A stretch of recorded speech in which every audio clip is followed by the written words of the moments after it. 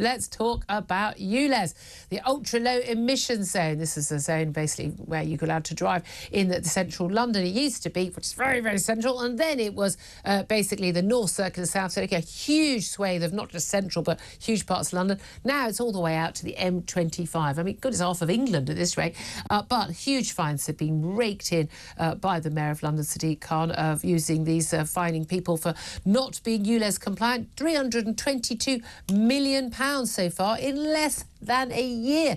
Well, let's talk about this with Paul Scully. He's a former Conservative Minister for London. Good afternoon to you. Afternoon to you, Julia. Thank you for joining. I've been listening for 10 minutes now. You got me right wound up in those 10 minutes. We're going to talk about the sculpture. And now Sadiq Khan. We're going to talk about the sculpture because, again, Sadiq Khan has a say in that as well.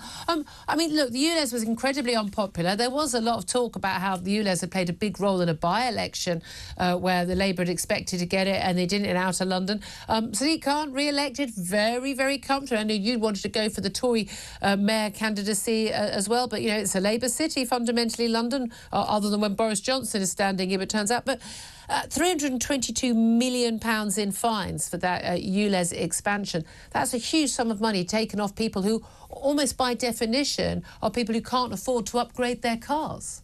Exactly that. I mean, you know, the news around ULEZ has gone relatively quiet for most of us over the last few months, but not for the 1.8 million people who have had fines, who have had PCNs. And as you rightly say, they will have been lower paid, can't replace their cars. There'd be people that need those cars for night work and maybe for small businesses, for charities as well.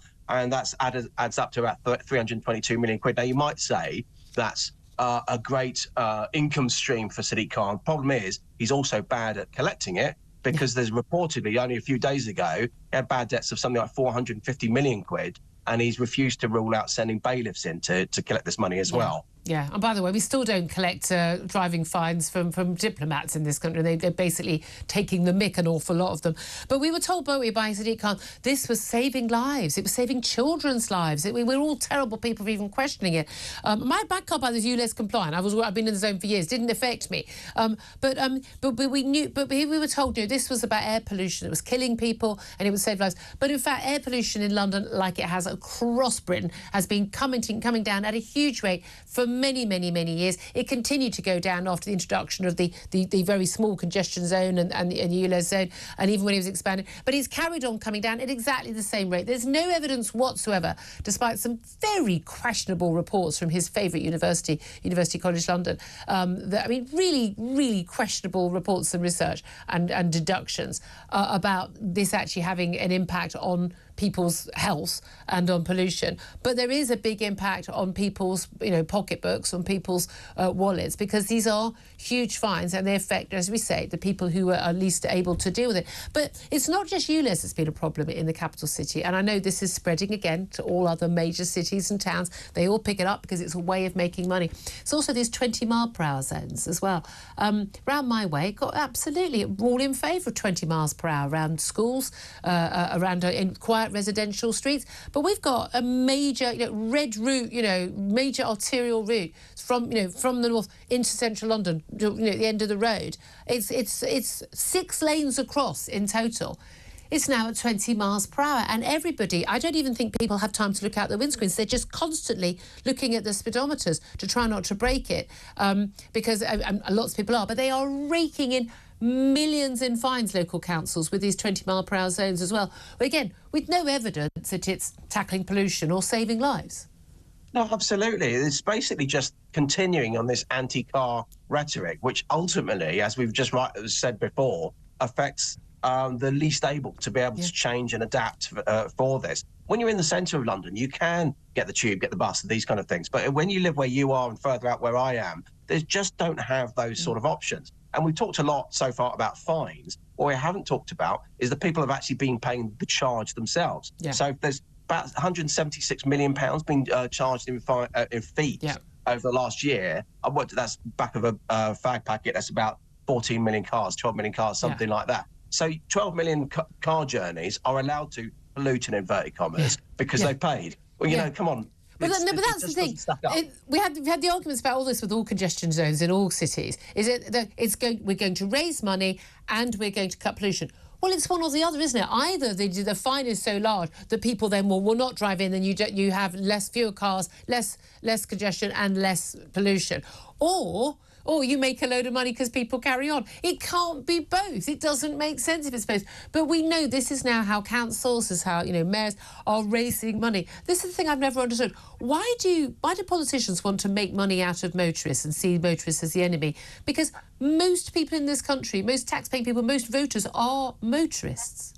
Yeah, look, I mean, politicians will always talk about, and I say that as a recovering politician, will always talk about a carrot and the stick, but the problem is they always resort to the stick. They forget about the carrot. When was the last carrot for motorists?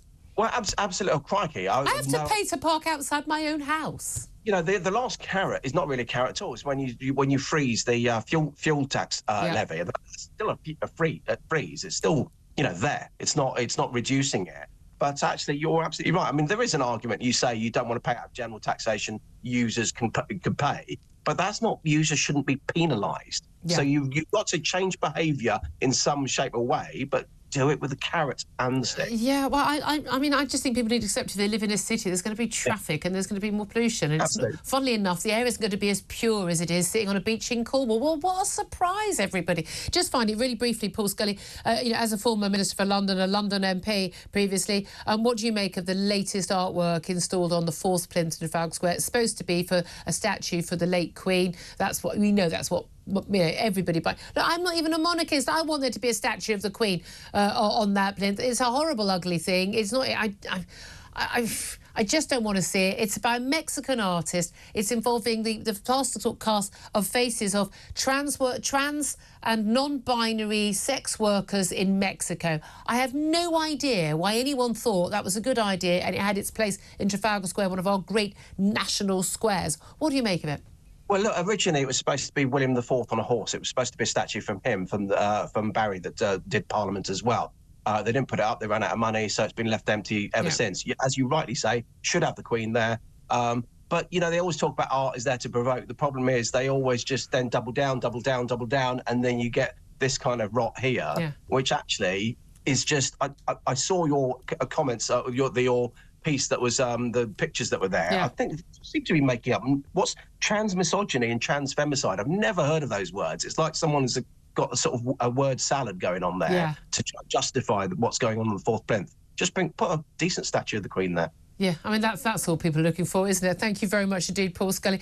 Just to finish and coming back to the plinth, it is one of those things where genuinely, art is supposed to, raise these, debates and discussions, except when it's a statue of Margaret Thatcher. Well, yes, and it's important that free speech is allowed, and art is part of that free speech. Oh, yeah. But it has to be in the right place. It's about context, isn't it? It's the right, appropriate place. Yeah, and therefore, but again, I was talking about that Myra Hindley picture years back, made with the pictures of the hands of little children.